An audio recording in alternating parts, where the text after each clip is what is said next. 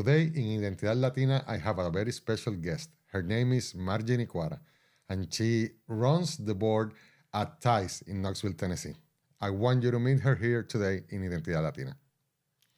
Welcome, Margie. Thank you. Thank you for having me. It's great to have you here in Identidad Latina. This is going to be our first interview in English. Great. And why would, as a person that only speaks English, be in Identidad Latina, which is supposed to be about Spanish?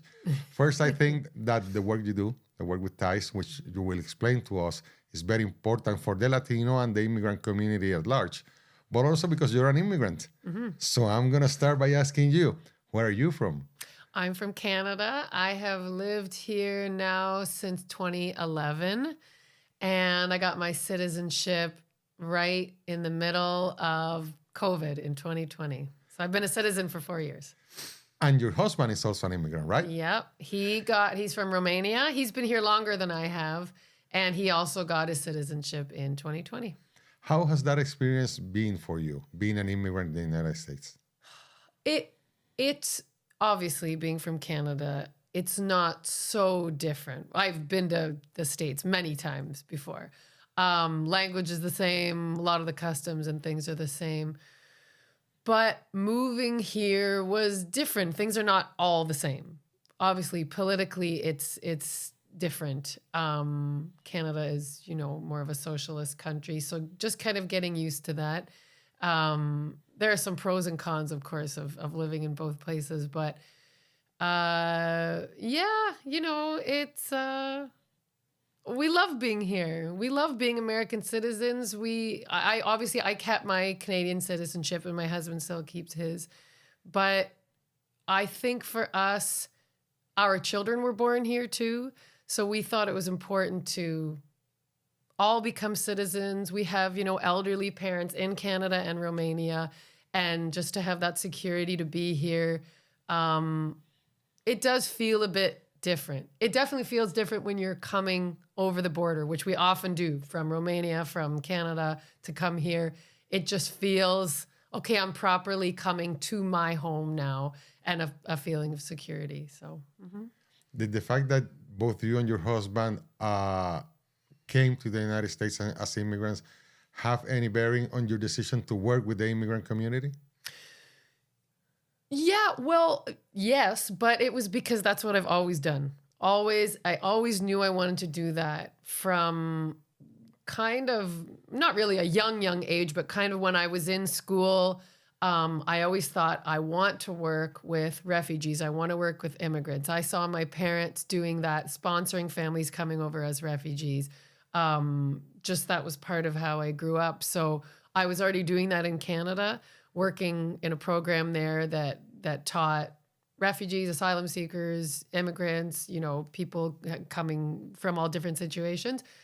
So even before I moved here, when I knew I was going to be moving here, I looked for something in Knoxville, and I found Bridge Refugee Services, and I contacted them and said, hey, I'm going to be coming. I don't have a work visa or anything. I just want to volunteer with you. And I started volunteering, and they liked what I was doing volunteering, and they knew that I had a good background. And so when a job became available, I applied for it, and that's how I got my work visa that started my path to staying here. And now you've been with Pues for, you told me, about 10 years. Tell us, what is Pues? Pues stands for Tennessee Immigrant Empowerment Solutions. And we run citizenship classes in the city. They are quite cheap classes. We have volunteers that run them. We have them at different locations. We have at times had them in kind of neighboring cities, but right now we have them in up to about 3 different locations in the city. We also provide tutors for people who are working towards their citizenship. So people who can't get to the classes for whatever reason, or their interview is impending, like it's coming up very soon and they're not ready for it. So we help them prepare by getting them tutors.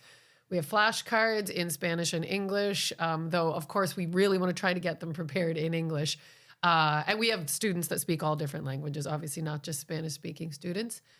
So that's our kind of big program, founding program. And then we have something called Driving for Success.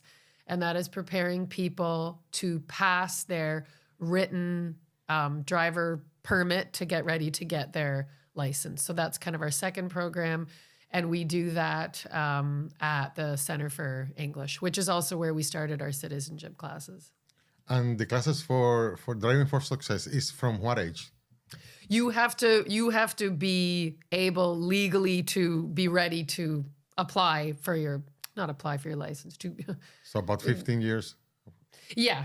Mm-hmm. Okay. And then citizenship, you cannot get it before 18. So no. Yeah. And also you have to be, we wouldn't have anyone coming to our class that just got their green card. That's kind of, it's like they have to be on the path and ready. And we have people that haven't applied for citizenship yet, but they know they are going to, and they want to kind of get ready. And the biggest thing I'll say about that is that we encourage anyone who's listening, anyone who knows anyone who is preparing for that, even in the years to come, to start practicing your English now to make that easier when the time comes. And you have the help of Center for English for that too, yes. right? Yes, we do. Yep. So we send a lot of our students to the Center for English to brush up on their English at whatever stage. Even if their English is very good, we always encourage them they should be going there or some other class in the city. But that we've partnered with Center for English and we know they're there, and that's where we have some citizenship classes as well. We always tell them about the Center for English. And can you tell us a little bit more in detail what those citizenship classes take? How long are they?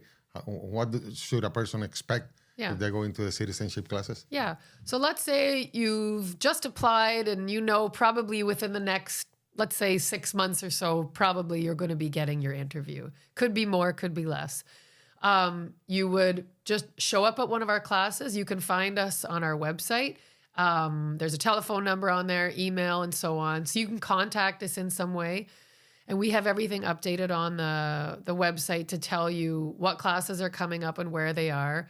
So you can contact us first. You can also just show up on the first day of class. That's fine. The first day of class is kind of a registration class.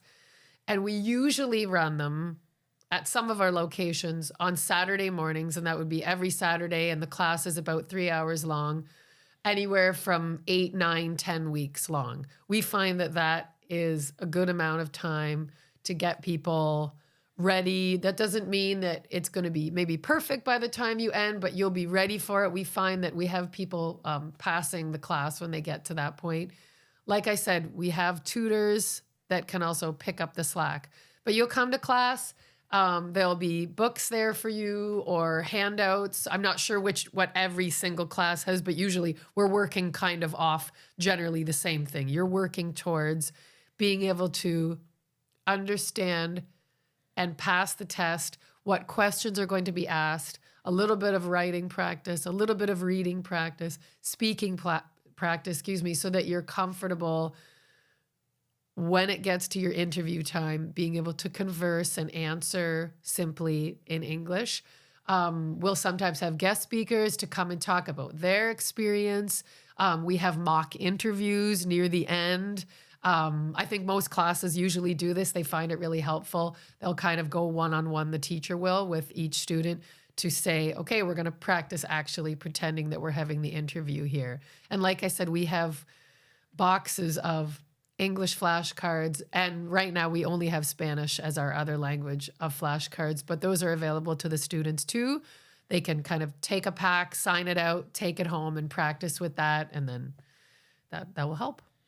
Is there any way a student that speaks those languages that are not common at all, that they can do the class also?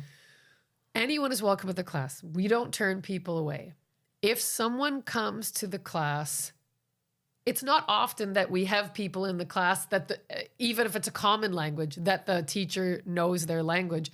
And that's kind of how it has to be, because that's what they're going to encounter at the class. Now, if there's someone that has very, very little, can really just say hello, then that's when we say, look, as soon as possible, you actually need to be going to some English class other than this, because as much as we can help, if it's someone that has never spoken, written, read in English before, they might not have very good chances of passing, even if they take our class. So this is something that we make sure that we find out in that first class. We kind of assess their English, ask them some questions. There's a little thing for them to fill out. And we send them to Center for English or give them a list of classes around the city for them to hopefully go to as soon as possible. And that has to be up to the person then. If they decide not to do that, and then even maybe they decide I'm not going to apply yet because I'm not ready, that's their choice. But we just try as much as possible to help them get ready for that day. And beside those two things that you're doing, is there anything else that Thais is doing or is planning on doing in the future? Yes. So our driving class, we know that there is a need for that for some of our younger members of the community. So people that are in high school right now, let's say, and are, let's say they're the sole driver for their class or, for their family, or they are preparing to be a driver for their family or for themselves. They want to get around. They want to get a job, and that's going to require them to get around. So we right now are in the planning process of hopefully having that Driving for Success class to go through the driving manual. Here's all the rules of the road, but just for those, let's say, ELL students of high schools, that they could potentially right at their high school would maybe be able to just stay for an after-school program and do our Driving for Success class there with one of our volunteers. We're in the process of planning that right now, talking to different high schools, different ELL teachers, different kind of community groups around the city that help high school students and students transitioning out of high school to see if that's something we could do, because we think it'd be really helpful. And where can people contact you? www.taisknoxville.org. Our email is taisknoxville@gmail.com. And also on the website, you'll see there's a call me button, and that number actually is our Google phone number, and that is answered by me, and the emails are answered by me. So one way or another, you'll get talking to me. Well, Margie Nicoara, thank you very much for being with us today. You're very welcome.